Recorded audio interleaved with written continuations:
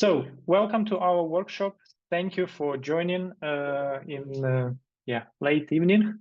Today we are going to talk about outcome versus output OKRs, which drives better results. And my name is Dmytro Yarmak, certified OKR coach, and glad to share my experience with you. I will tell a little bit more about myself later.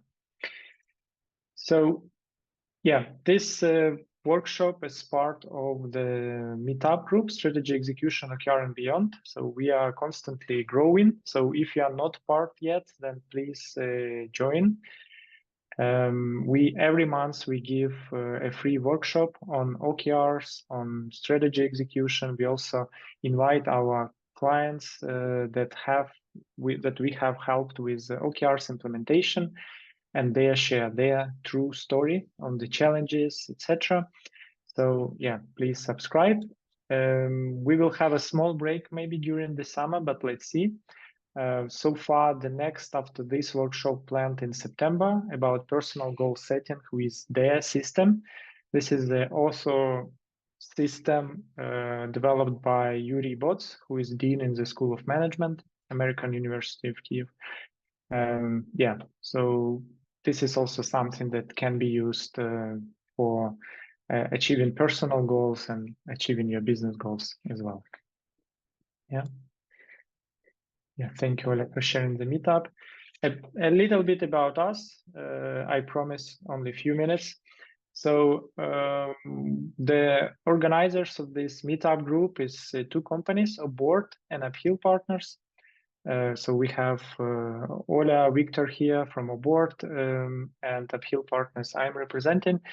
So Oboard is a software, the top of the class OKR management system currently in Jira, but will be standalone soon. And Uphill Partners is a consulting company, and we connect strategy to execution in one place. And we do it in tandem by bringing the best OKR software on the market and top of the line OKR coaching.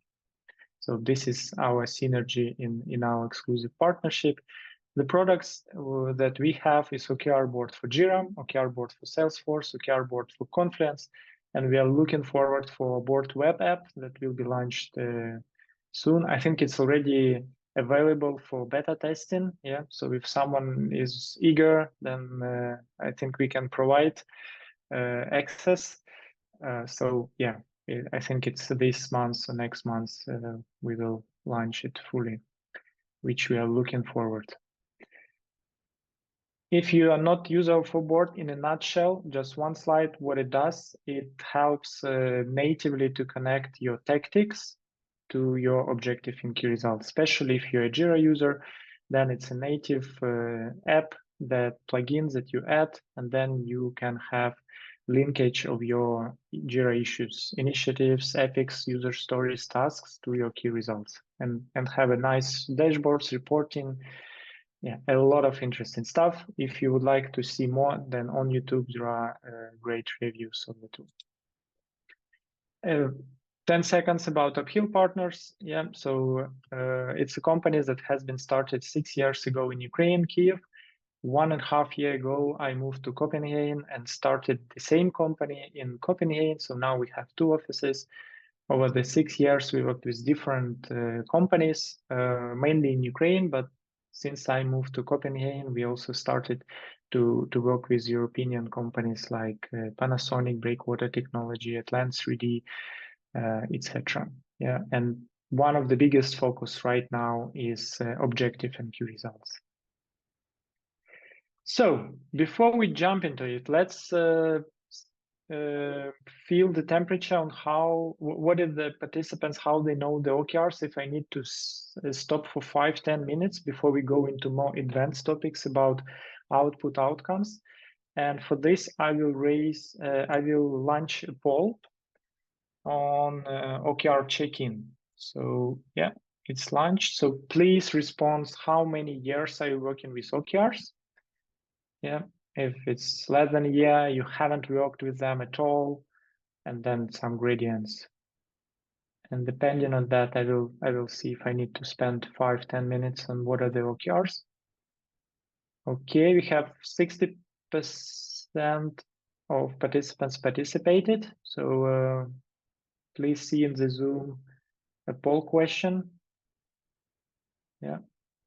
So 65%. Okay, I'm giving 5 seconds.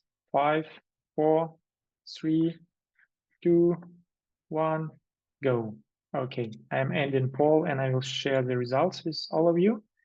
So yeah, you see that 16% haven't worked with OKRs yet, probably not really know what are the OKRs. So in order for everybody to understand what we are going to talk afterwards, which will be a bit more advanced topic, then yeah, I will spend 5-10 minutes on our discussions with your expertise as well.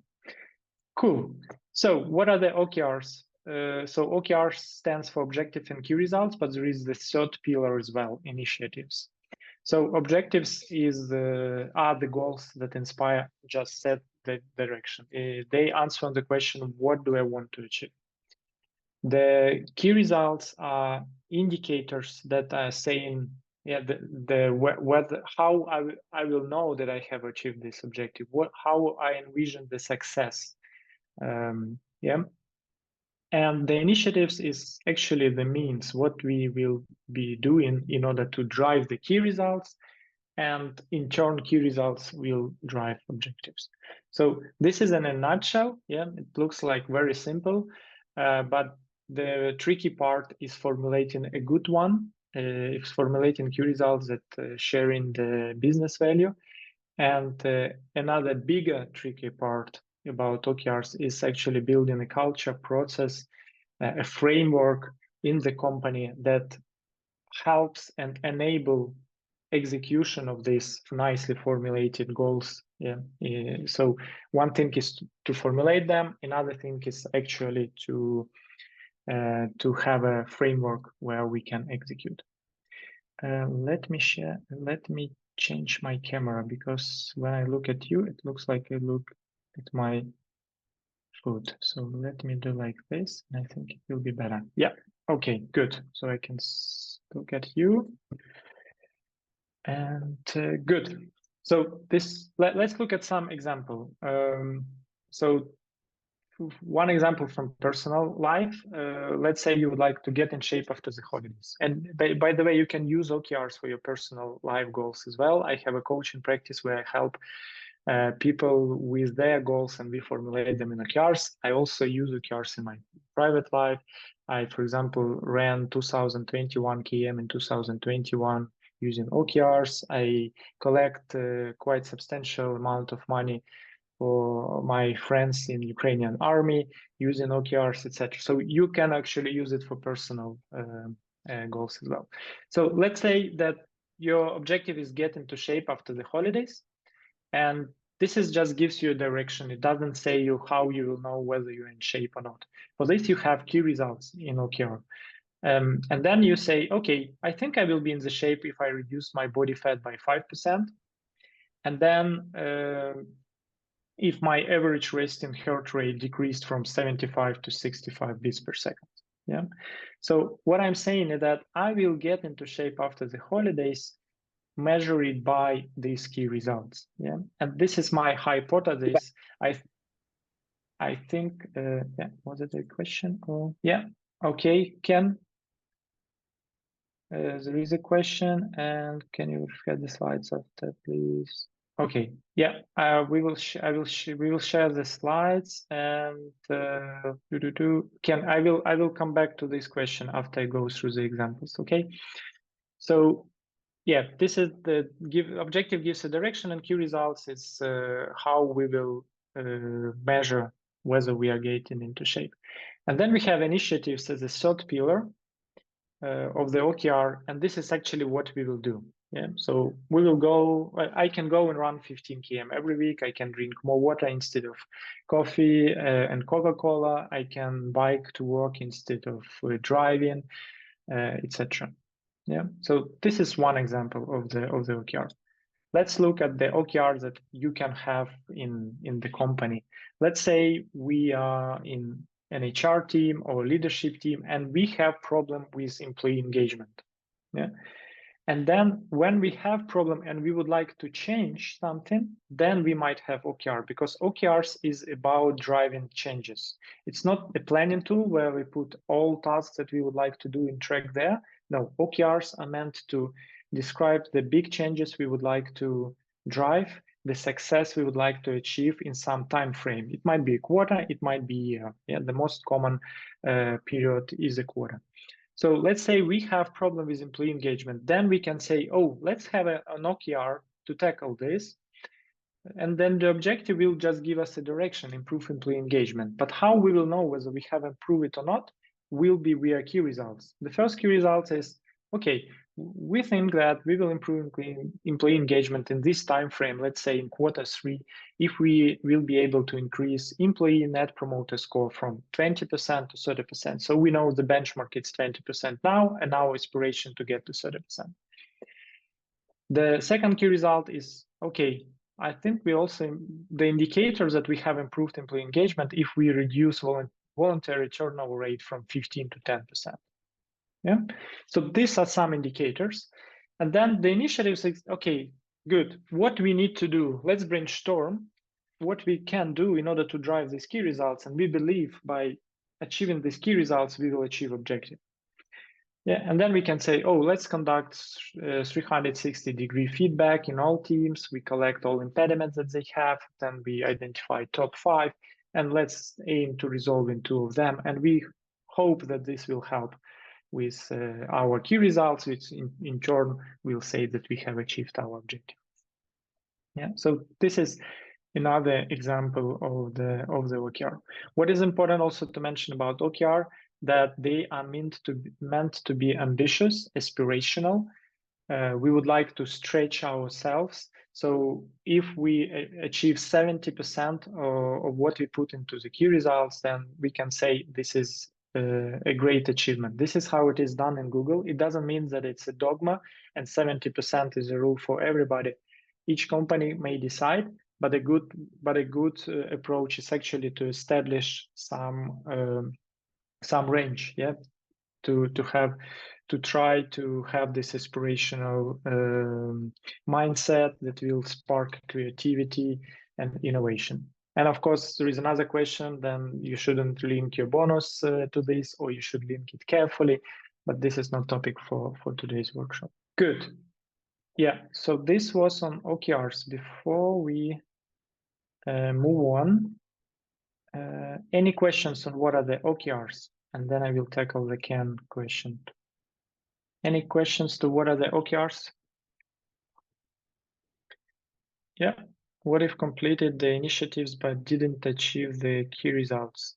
Yeah, it might be. Then our suggestion on this linkage between initiatives and key results was not correct. Yeah, and this should be a learning point for you for the next period.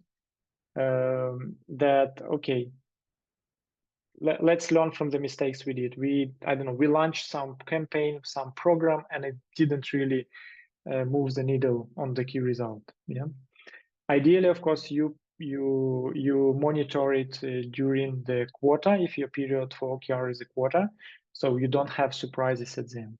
So for this purpose, you should have regular OKR check-ins, they called OKR reviews, ideally weekly or bi-weekly in the team, where you look how you're progressing. So it's not surprise at the end. Yeah, but this might happen. Yeah, that we, like in this example, we conducted feedback workshops, we resolved impediments, but NPS didn't change. Yeah, and we need to brainstorm what are the initiatives. Can OKR replace traditional requirement gathering? Can OKR replace traditional requirement gathering? So usually OKRs will not be so detailed. OKRs is good to discuss with stakeholders what are the business value we would like to achieve, how the success looks like. For example, now I'm helping one Belgian team and I'm working with their IT teams. And one of the guy is making anti-fraud different scripts and programs that will check criminals sending money to different countries or bypassing laws. Then what he does, he talk with the stakeholders what they would like to achieve as the outcome, how they will know that this is a success. So this is a good way to envision from business perspective, business value. Yeah, but the requirements gathering usually very detailed, etc. This is not how you replace by OKR. Okay, any other questions to what are the OKRs? If not, then let's slowly come to the main topic of output outcomes. So OKRs is two things. One is the way we formulate goals, and you have already seen it on two examples, objective, key results, initiatives. Another is OKR as a system and where it has the place in your company. On this slide, you can see where OKRs are. So you should have in the company vision, where you would like to go, mission, how you go there, what are your values. Yeah, so why? The future we want to create, this overarching our goal, objective, that hard to achieve. Then the strategy, you should have strategy, how we are going to play. This might include some competitor marketing analysis, some in-depth analysis. So you have a strategic direction on how you're going to play and how you're going to win and how you're going to get to this vision. And then you have OKRs. They are often called as the bridge. They gap the bridge. Sorry, they bridge the gap between strategy and tactics. Yeah, so you have a nice strategy, quite often maybe in some PowerPoint slides, there's a lot of information, etc. You have daily tasks. Yeah, so how to bridge this gap, and this is where OKRs play a good role. Yeah, so what are outcomes we would like to achieve? So if strategic direction is, I don't know, improve governance of our huge company, yeah, then OKR may describe it as a goal, and then how we will know that we have improved governance in our big company, and what are the indicators. Yeah, and when we understand it, then we brainstorm, okay, what are the tactics, what are the initiatives we are going to do. So this is the place of OKRs if we look at from helicopter view. Yeah.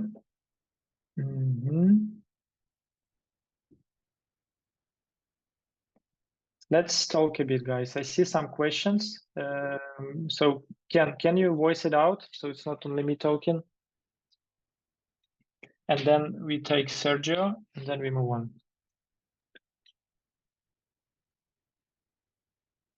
Do you want me to speak or? Yes, I would like you to tell about your question. I don't have any. I'm just challenging things to say to have some discussion, because in today's when you go into project, people even don't bring in the requirements and so on. They just want to accomplish something, a goal. Yeah.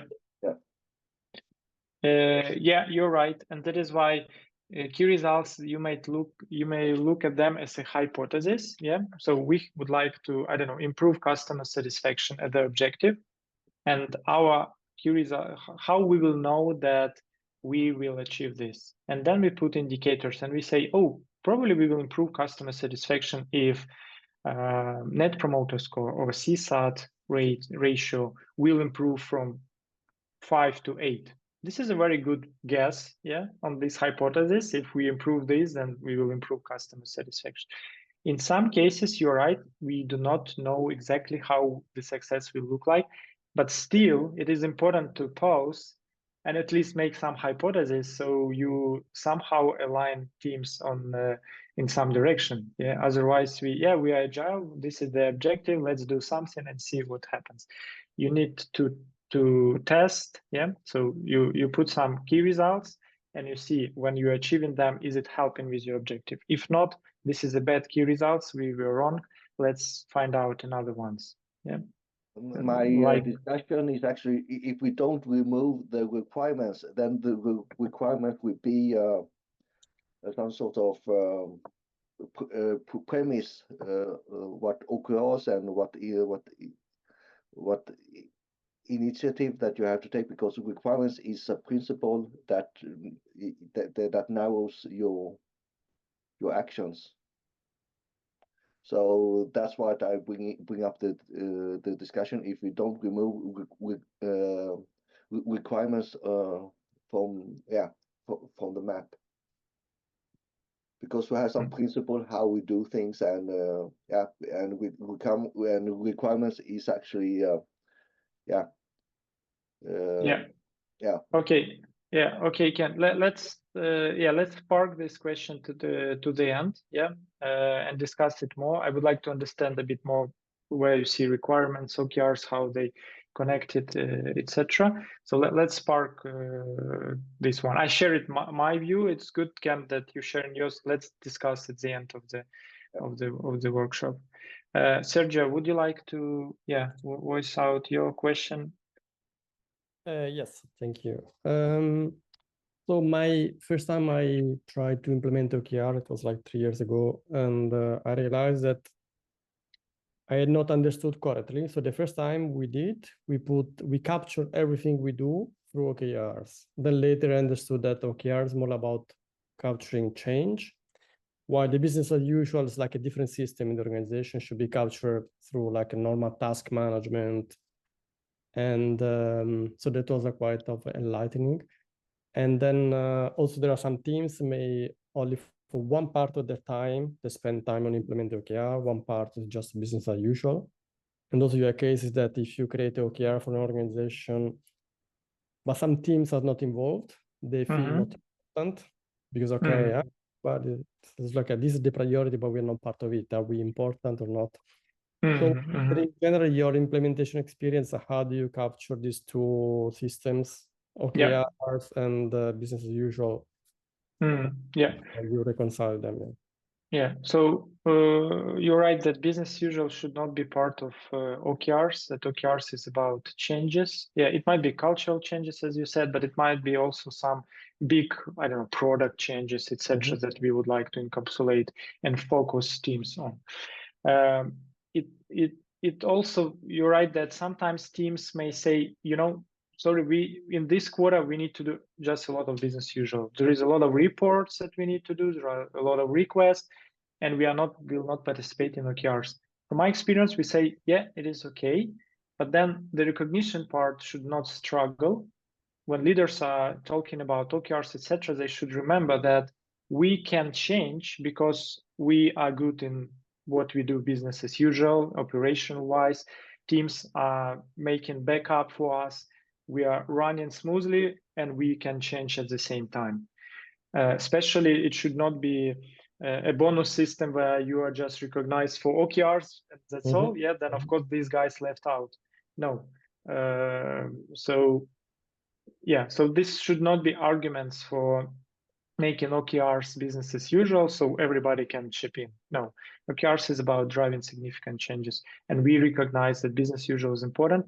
This is a separate thing that we do, we will always do. We do not put it on OKRs, and we have a recognition for this because this is while we are on the float, while we are running our business, because we are doing business as usual. So in the OKR process, you just monitor and check the OKRs, while there are other meetings where the business as usual is checked. So usually, for example, if team is working in Scrum, then OKR check-in can be part of sprint planning or sprint review, where we spend 15-20 minutes. We are coming prepared for this. We do not spend meeting on updating the numbers. Each owner of the key result, I call them driver, they already updated, and we just look what is the risk behind, is it okay, do we need to pivot, etc. And then there are a lot of different other meetings like planning, prioritization, etc., where we discuss what we do. So OKR was not meant to be a planning tool. It's for driving significant changes, aligning people towards it. Okay. Thank you. Good. Thank you, Sergio. Okay, let's move on.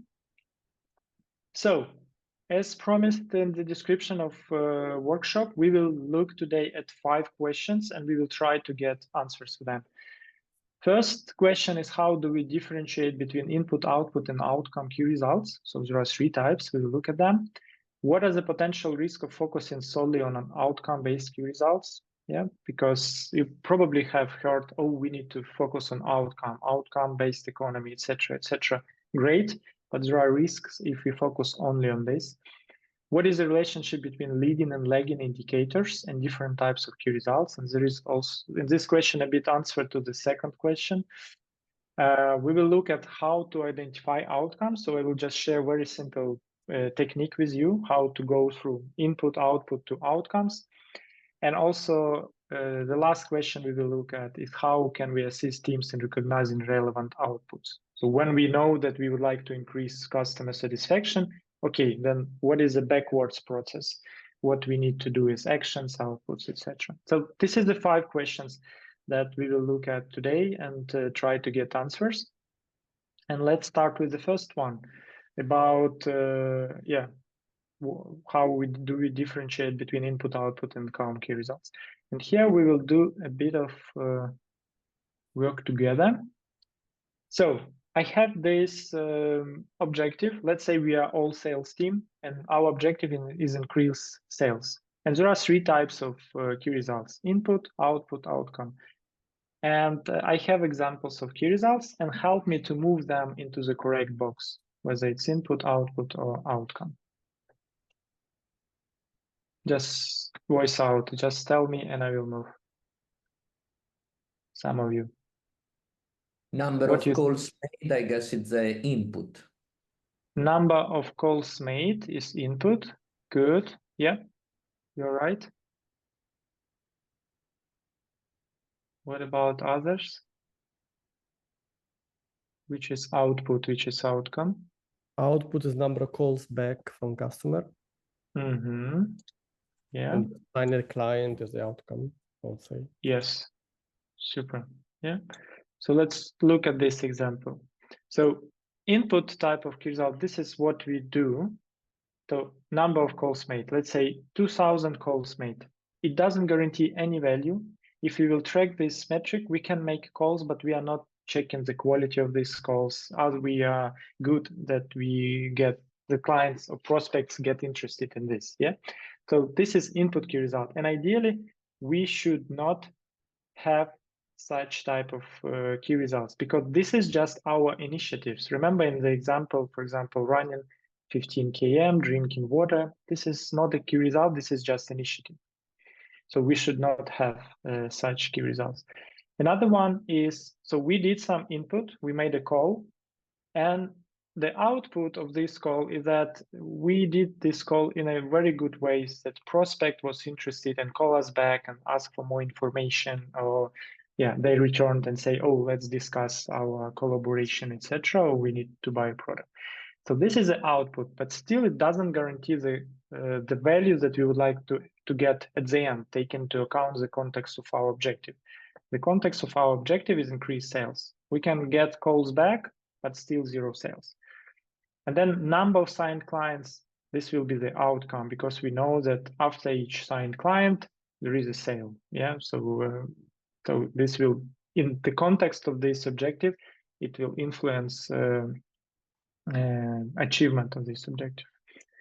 So yeah, and so ideally, our key results, they are of outcome types, yeah, but we will discuss as this one of the questions, what is the risk of focusing only on outcome key results, that yeah, sometimes we also would like to have output key results, and this is also okay, because I know some OKR coaches, they say only outcome key results, but then when I work with teams, it's sometimes they really struggle, and we will discuss for what reasons they really struggle to work to find out only outcome key results.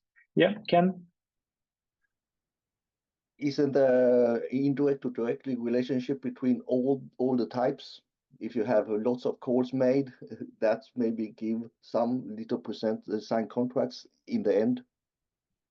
Yes, and we will talk about this. I have a slide about this, the relationship between input, output, and outcome. You are definitely right. And this is important to understand this relationship, because this is back to the question in the chat. Yeah, what if we did some initiatives and we didn't get outcomes, or we didn't get key results or objective.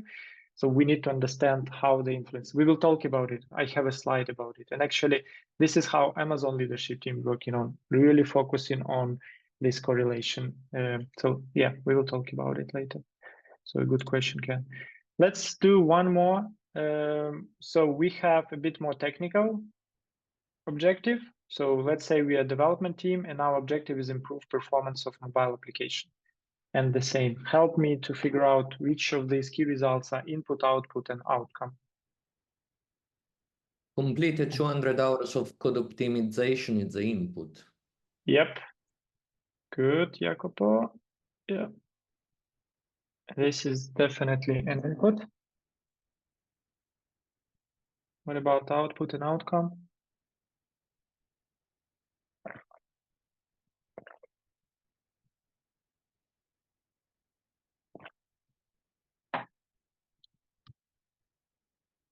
Any guesses?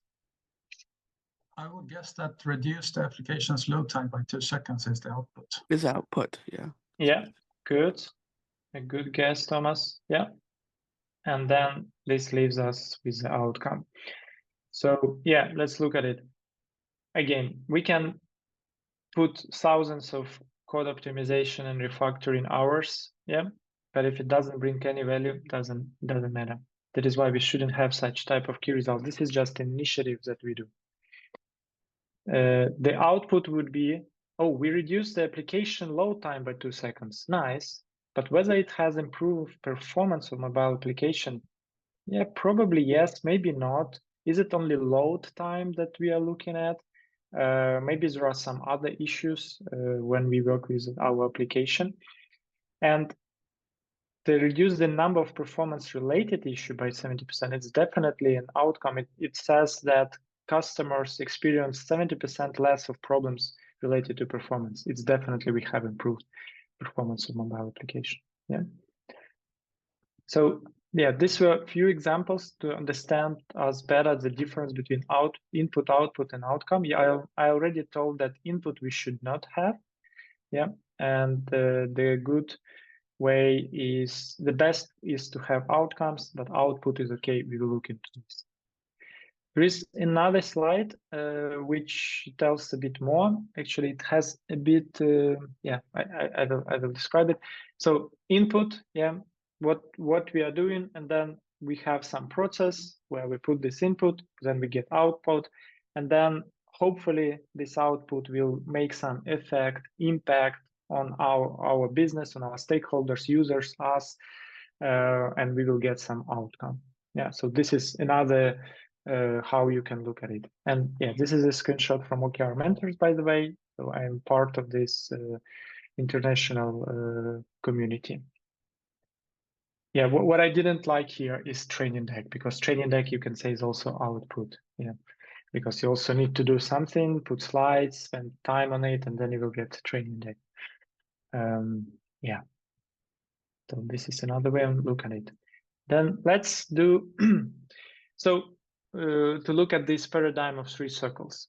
So from my experience, companies quite often mix initiatives and key results. So quite often initiatives become the key results. Yeah, I don't know, create a slide deck, write a design, yeah, approve design, etc. Yeah, so but these are initiatives, these are not key results.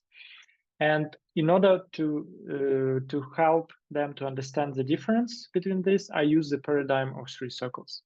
But before I explain it, let's have here the question from Peter.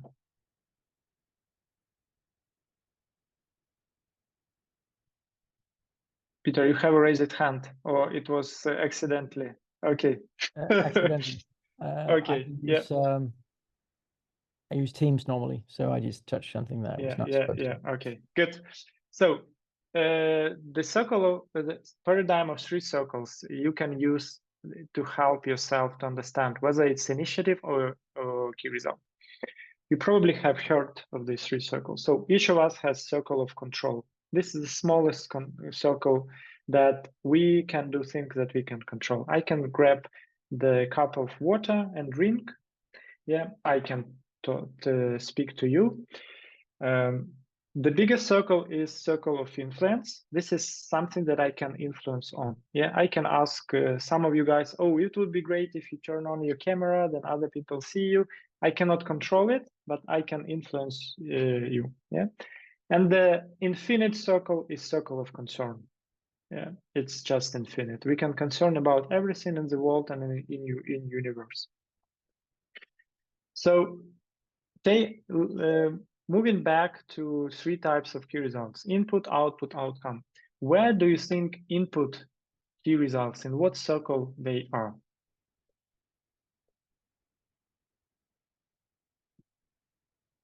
Input type of key results. And I can remind you, like number of calls made, number of calls back, and number of signed clients. Circle of control, I would say. Yeah, circle of control. Yeah, Sergio. So yeah, because this is something that we can go and do. Yeah, control input. Yeah, so we can control it. What about output? Influence, maybe. Yeah.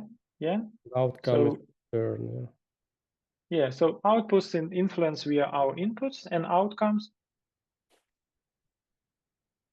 This is a tricky question.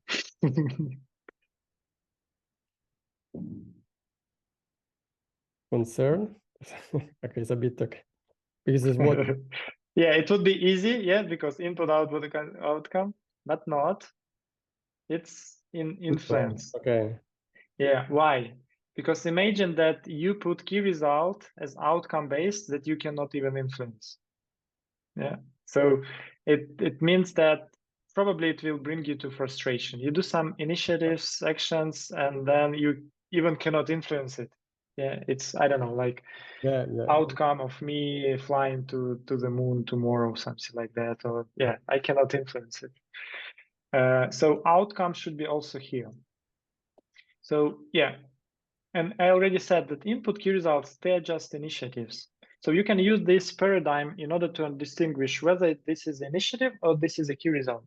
Can we go and control it? Yeah, we can. Okay, guys, this is not really describing any value or result of it. We just go and do it.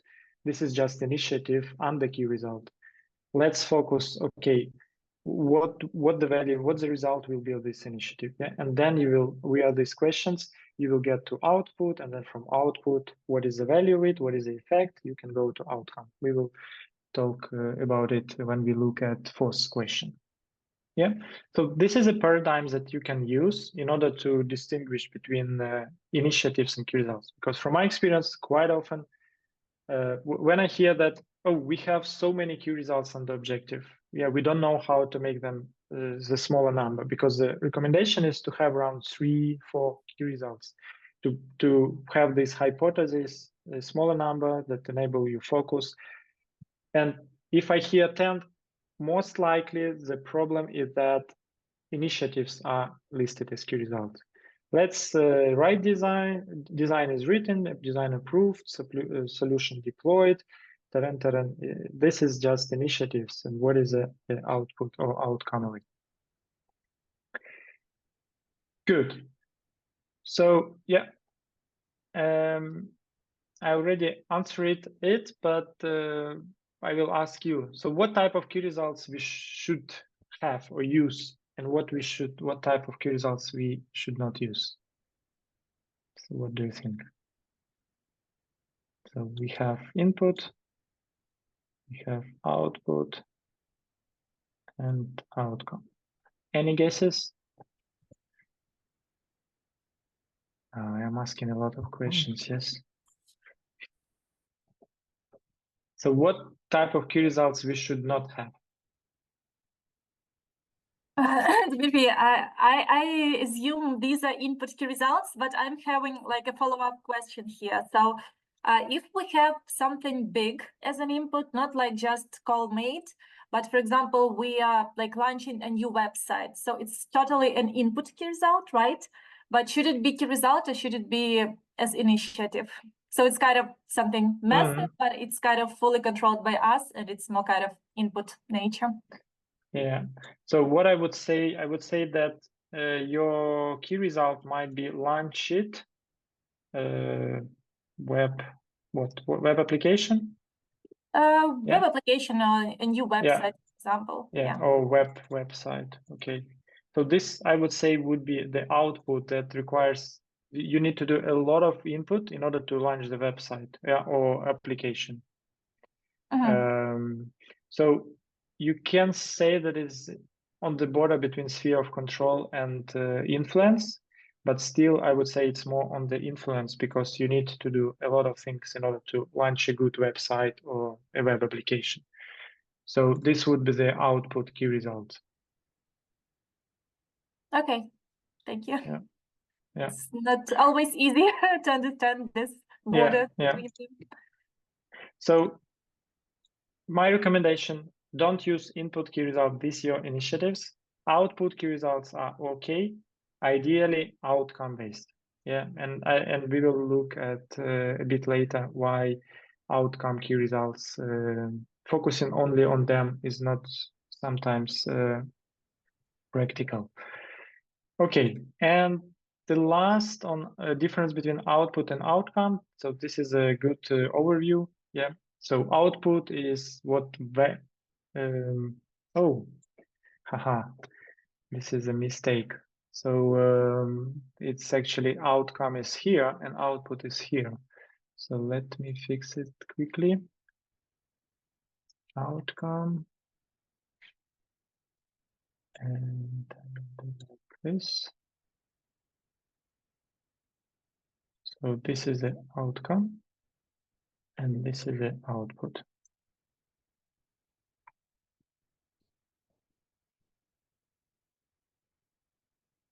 Okay, so outcome is what value you have created, and output what we have done. We have done something, but it's no guarantee that value is there. What we measure the difference in outcome. We measure the difference produced by the outputs. And in output, the actions taken toward the goal, the milestone, this result. So goal of outcome is to deliver real valuable business results. In outputs, this is achieve some milestones that will hopefully lead us to the outcome. And the interesting part is about flexibility. So quite often your objective might stay the same from quarter to quarter if you use quarter period. And because quite often we work on something big. And it's if you find a good outcome key results, they quite often will stay the same for this objective. Let's say if you are talking about improving employee satisfaction, then one of the good outcome key results is employee net promoter score. So if you find a good outcome key result for the objectives that spans from quarter to quarter, then quite often it will stay the same. You will just change the numbers. This quarter it's from 20 to 25. Next quarter we achieved only 23, from 23 to 28, something like that. If it's output key results, they will change most likely unless you haven't achieved them. If you haven't achieved them, they will stay probably the same for the next quarter. But if you achieve them, then you will find out some new key results. So this is actually also a beauty of outcome key result, because teams, they do not want to spend a lot of time on the workshops, on setting OKRs, brainstorming again and again. If the objective is quite long and you find a good outcome key results that correlates with saying that we have achieved objective, then this is the good way. So this is a benefit also for the outcome key results. They are describing business value, and also they are staying from period to period. Good. Any questions for the first question? That we looked at how to differentiate between input, output, and outcome key results before I jump into these two. Let me see in the chat. Is there any point for the team engagement to label what is outcome and what is output during discussion and the team effort? Yeah, it's a good point. I actually have in Miro, I have a template in Miroverse. You can find it, OKR Canvas. I actually have there explicitly to like a field for each key result where I ask team members to think whether it's input, output, and outcome. So this is a good way to double check. Oh, guys, this is just input. Let's search another one. Or we define it's 4 key results. All of them are output based. It is okay. Can we find at least one outcome key result? Yeah, with the business values that we would like to measure. So yeah, this is a good way that can provoke some thinking and reflection in team what type of key result it is to have these labels. Yeah. Yeah, thanks. Yeah, thank you for the question. Okay, cool. Let me do slideshow. I think we'll have less of this interaction. And let me know if you still see the PowerPoint presentation, yeah, with 3 questions. Yeah, cool. Okay, so this chat, yes, good. So this was the first question. Now let's look at the second and third. They are quite related. So what are the potential risks of focusing solely on outcome-based key results? And what is the relationship between leading and lagging indicators and different types of key results? So the potential risk of focusing only on outcome key results is that outcomes are quite often lagging indicators. So if we launch some marketing campaign, if we launch a website, if we launch a web application, we are doing this in order to get some business value. Yeah, I don't know, more clients, reduce churn rate of increase retention of the clients, etc. But quite often there is a lag until we see the benefit of the outputs that we made. Yeah, deployed solution, launched website, etc. So if we focus only on outcome-based key results, which are awesome, they're describing business value, they might bring some problems for the teams. Because we are doing something, but we can measure it, let's say, in the next quarter or maybe in a half a year. But we would like also to have some feedback mechanism on what we have done. We would like also to have some recognition part of what we have achieved. Yeah, and outputs, the results of our actions, it's actually where you can get this recognition, where you can show that, okay, I deployed new billing system, yeah, or all our invoices are now in new target system. This is output. It doesn't say about business value yet. Yeah, but the business value might be in the next quarter where we will say, oh, not all our invoices in the target system right now. So the number of errors, manual errors, will be decreased, we think, by 30% because they will be less handled in some Excels, etc. The time spent on invoicing will be decreased by, I don't know, from 1 hour to 30 minutes, we think, we believe, and we will measure it.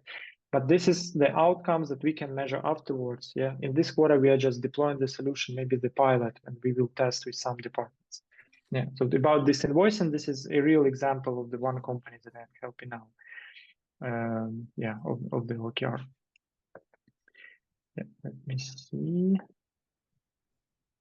Yeah. Ivo, would you like to voice it out right now, or the one that you put in the chat?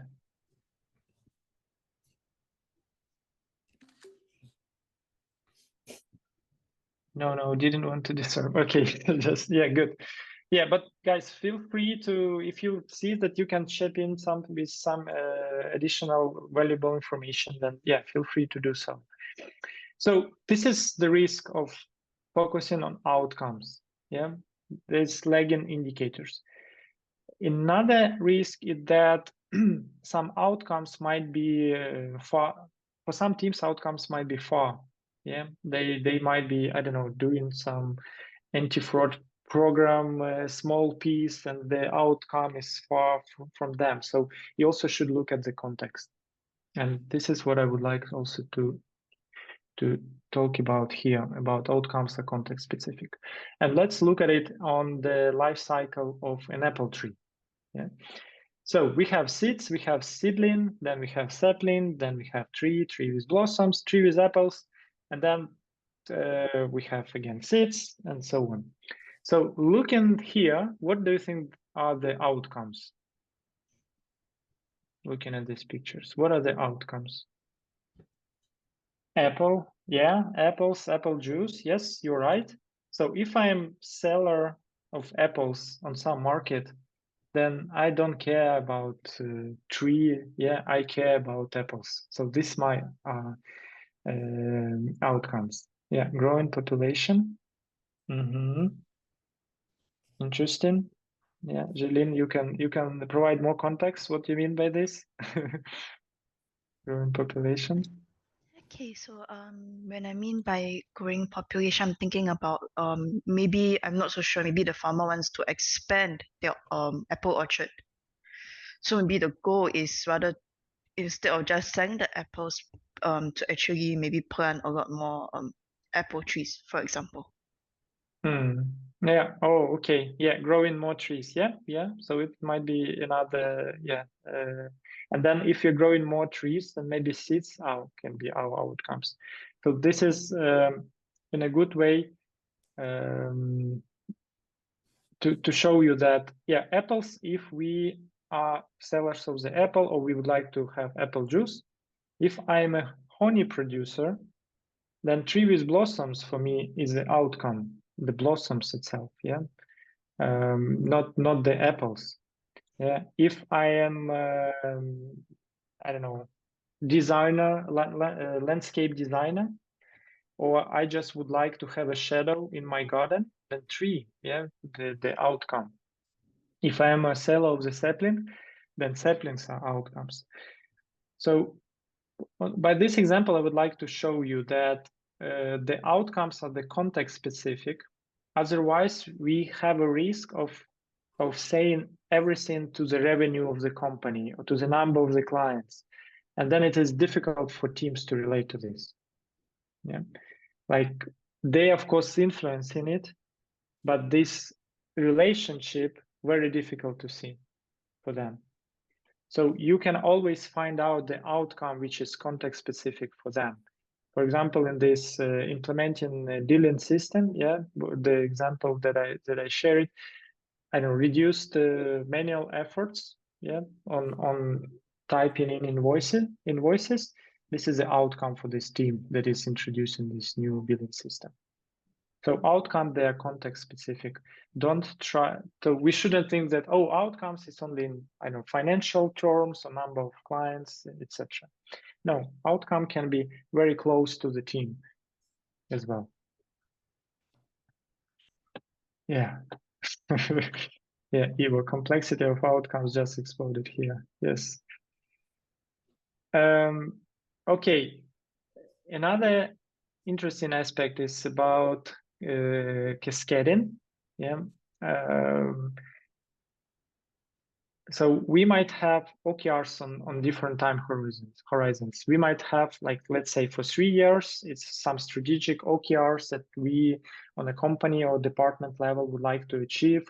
Then we break it down to year OKR and then to quarterly OKR to be more flexible, more agile, to adjust depending on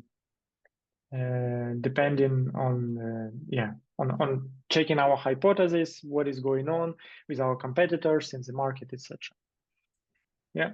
So for 3 years, let's have an example that objective is reach the best service availability. Yeah. And this is also example of one of the clients that I'm working with. Yeah, and one of the key results is SLA increase from 99 to 99%. Yeah, so this is the outcome key result for 3 years. Super hard to achieve for the company. More closer to this number, more closer it is to achieve. For the year, they understand, okay, what we are going to do in order to achieve the 3 years aspirational objective. We need to secure the best infrastructure for enabling high SLA. Yeah, and this is So they are making the first step, and they say that this better infrastructure will already help us with increased SLA. This is outcome type. Yeah, and then 100% critical components covered by proactive monitoring. This is output, but still very important one. Yeah, so even it's not outcome, but because it doesn't yet say if proactive monitoring helping us somehow. So, and this is a combination where you can have outcome and output, and it is okay. Yeah, as long as you don't have input key results. And on the quarter, the team might say, okay, we take the same objective as for a year. Maybe we will work on it each quarter, and it's fine. Yeah, so we take the same objective. And what we are going to do, we launch successful pilot of proactive monitoring system. So this is output. Yeah, so we launched the successful pilot. And we'll also will have key result, which is more like outcome for this team, context specific. It's time to react on critical incident reduced by 30 minutes. Yeah, because we will have some proactivity and not reactivity in the monitoring. Again, a combination of output and outcome. So, yeah. So risk on focusing only on outcomes is that there is a gap in the time. Yeah, it's a lagging indicator. And that is why output key results are also okay for the teams. So a combination, and just to strive for a healthy combination of both. Good. Any questions to the last two questions that we just looked at? What is the risk of focusing, and what is the relationship between leading and lagging indicators? No? Okay. Yeah, Ivo? Let me see if my mic works. Hi. Hi. One question regarding leading and lagging indicators. You already alluded to this a little bit earlier. Would you say from your experience that the closer the outcomes, so I'm talking about outcome-based key results, the closer the outcomes are to your own team, the team that are actually dealing with them, the more they lean towards the lead as a leading indicator than a lagging indicator? So in my setting is, if I'm trying to improve customer satisfaction, I would generally say, let's reduce the time we take to do certain things.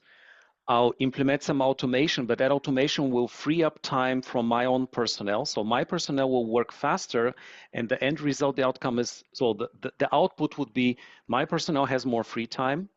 The customer has their results much faster, but the real outcome is they're happier because we get them where they need to be, faster. And your employees happier. And the time reduction, in my own team, this I can measure from day one as soon as let's say the new feature is out, something like that. Is that a reasonable thinking? Does that fit? Yeah.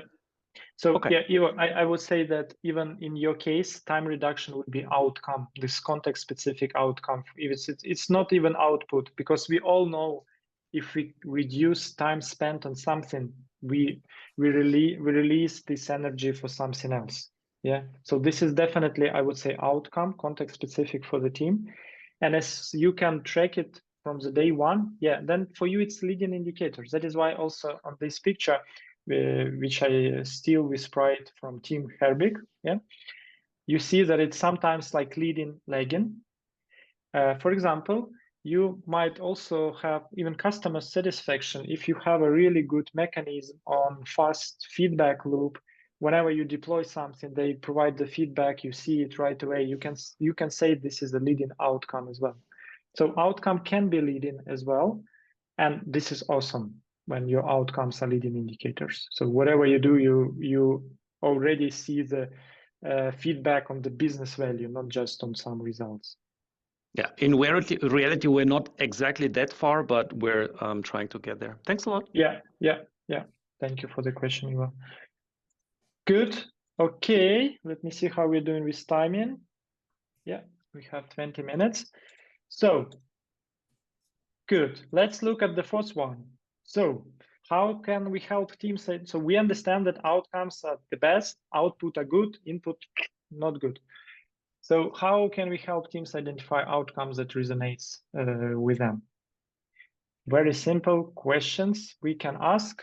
And this is usually the question, why? Why we are doing this? This is a real example from one of the clients. So I helped the team with their OKRs to make them better. And one of the key results was created team's maturity model. Yeah. So you can say it's an output key result, more or less good, especially if you are, it's a big maturity model. You put a lot of thinking there, a lot of alignments with stakeholders teams. But if you would like to get from this output to outcome, then how we can do it? We can ask questions why. So why you would like to create teams maturity model? What is the value impact of it? Yeah. And the answer I got, because we would like to assess maturity of teams. Nice. Why we would like to assess maturity of teams? We would like to identify areas for improvement and growth. Cool. Why you would like? Are you not satisfied with how it is right now? Why you would like to identify areas for improvement and growth? What is happening? What is not working well with your growth? Yeah, and improvement. Oh, we think that we can increase team productivity. Stakeholders are not satisfied, and actually our team members are quite stressed. We would like to decrease stress somehow. Interesting. This is already something that we can say as outcomes. Like you even share it about happiness of the customers, and happiness of our team members is also important.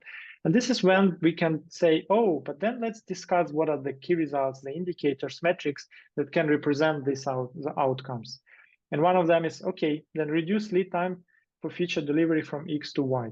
We cannot put it in this quarter, but we remember the linkage. And then in next quarter, when we already have team's maturity model, we assessed them, etc. We gave them tangible recommendations on how to improve. Then next quarter, we will measure whether feature lead time is going down or not. And it might be not a direct relation. We will talk about this. And this is back to Ken's question in the beginning. Decrease stress level. Oh, definitely we should measure some internal net promoter score. Yeah. Or yeah, some indicator of how you're satisfied, how you're happy with the work. And yeah, we can also measure volunteer attrition rate. Yeah. So by asking simply why, we all know 5 whys, yeah, approach. We can dig into why, what is the impact, why we are doing this, what is, yeah, it's like what is not good with growth right now. You can by simply asking these questions very quickly, you get into something. What is the value we would like to achieve? So this is the technique that can be used. Any questions for this technique? How to go from input, output to outcomes? Yeah, probably it's very straightforward. Yeah, not rocket science. Okay, and the last question is, how can we assist teams in recognizing relevant outputs? Because team can say, okay, or product owner, I don't know, someone comes and say, okay, guys, I would like to decrease churn rate of our clients. Yeah, this is the metric, this is the outcome that I would, oh, okay, so what we should do about this, yeah? Or I would like to increase the number of deployed integration. I have this as an example. I also took it from Herbig, so this is his example, still with Sprite. So how we can do it? And his example is, so here we start from the outcome, from the right and go to the left. And in his example is, yeah, they would like to track the active installed integrations for their app. Yeah, so they know if the active installed integration is growing, it means that their platform is growing. For them, it's definitely outcome. Cool. So what we need to do? What are our initiatives? What is? Let's trace back. So what the questions you can ask? Okay, which behaviors or what actions will lead us to active installed integration? Which behavior? First, you need to download integration. Okay, download integration. Okay, which behavior? How they can integrate? Probably there should be transparency somehow. They should find it. So there should be a very good integration detail page use, etc. Yeah, and then you go on, and then you understand this linkage, and you understand what are the activities, user stories, features, whatever you need to do, actions, in order to drive and come back to the outcomes. Yeah. So what actions? Oh, there should be required steps to complete authorization. There is third-party authorization initiated, etc. Yeah. So going this backwards from the outcome, then you can understand what are the initiatives. So focus not only on actions but also on behaviors. Yeah. So what are the behaviors? This will give a better overview. Like if you have jobs to be done. Yeah. So it's something similar. Okay. Any questions to the fifth question? And the fifth question was, how can we assist teams in recognizing relevant outputs? No. Okay, and then let's look at Ken's question about initiative, how we know that initiatives are linked to the key results, etc. So this is a brand new slide. I just, I had the idea for a while in my head, and I just created it today before our workshop. And so we have input layer. Yeah, let's say we have an objective, improve customer satisfaction. Yeah, this is objective. And then we have input layer. This is initiatives. Yeah, we as I recommend, we don't have input key results. We have this is initiatives. So, okay, what are we going to do? Improve customer satisfaction. Oh, let's conduct customer feedback surveys, understand where we are, etc. Let's train support staff on customer service skills so they are better in communicating with them, engaging with them. Let's implement a customer loyalty program so there is high retention. Let's upgrade our customer service technology. Okay, so this is the initiative that we are going to do. These initiatives, we believe, our hypothesis, to the best of our knowledge and expertise, will lead to the following outputs. Yeah, this is our hypothesis. Number of feedback responses collected. Yeah, so this might be the key result. So the number of, I don't know, 100 feedback responses collected. Yeah, this is just output, not guaranteeing value yet. Percentage of support staff completed training. 80% of staff completed training in this quarter. 50% enrollment rate in the customer loyalty program. Still doesn't guarantee the value. We can enroll, but then we can unenroll in 5 seconds. And even be angry with the quality of our service. Decrease in average response time. Yeah, so this is already more outcome, I would say, for the team. But let's say, okay, this is output. So this is the output layer, and then output layer. We believe these outputs will lead us to the outcomes. So improve customer satisfaction score, increased customer retention rate. Yeah, we are more trained staff. We are great customer loyalty program. We are faster response time. We are better understanding feedback of our clients. So, and looks quite difficult, yeah, like a map, but this is actually how Amazon leadership teams are working. They have weekly business reviews. If you haven't read about it, just Google weekly business reviews Amazon. And there are a lot of articles and YouTube's videos about that. So what they do in leadership, I don't know, maybe now they don't do it and maybe it's done by AI. But what they did, what I read in the article, I didn't work in Amazon, so I cannot tell for sure, but I read several articles and watched YouTube videos of the guys that work there. So they have pages of input metrics of the trends, how they changed. And then they have pages of outcomes, outputs, how they changed. And what they do, they try to find these correlations.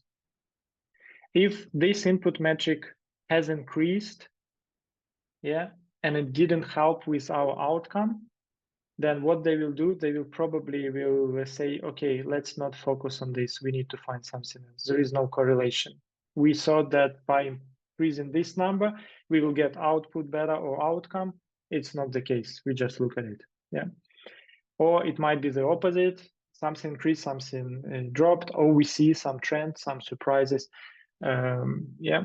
And this is how they work, and this is how they understand what to focus on, where to apply their effort, because they find this correlation, which is hidden from us. We are making hypotheses. Sometimes the correlation is quite obvious, sometimes it's not, especially when we are operating complex systems as humans. In any company is very complex system. Causality is not clear between cause and effect.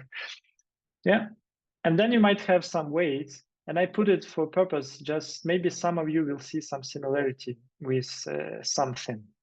I don't know if some of you will see it. When you look at it, like input layer, output layer, some weights, and outcome results. Do you see of this map is? Yes, Ivo, thank you. So Ivo put in the chat neural networks. This is exactly how AI is working neural networks. So this is exactly how they train. So in the neural networks, they, yeah, I am not an expert, but yeah, I passed several courses. They train model to find these weights, yeah, that depending on input, the right weights, and there is also activation functions. I will not go into details, but this is exactly like, so we are super amazed about AI, how it done things, how it correlates, etc. And this is where I started to build this also analogy between input, output, and outcome, and that is important to understand this causality, this linkage between input, output, and outcome. And this is where we need to test hypotheses, where we need to analyze them. And nowadays, AI can help a lot. That is why I don't know if Amazon leadership still do it manually or AI does it for them. Yeah. So I think that was all what I wanted to share. And now we have time for few questions. And we can also take a question with requirements that can add. Any questions?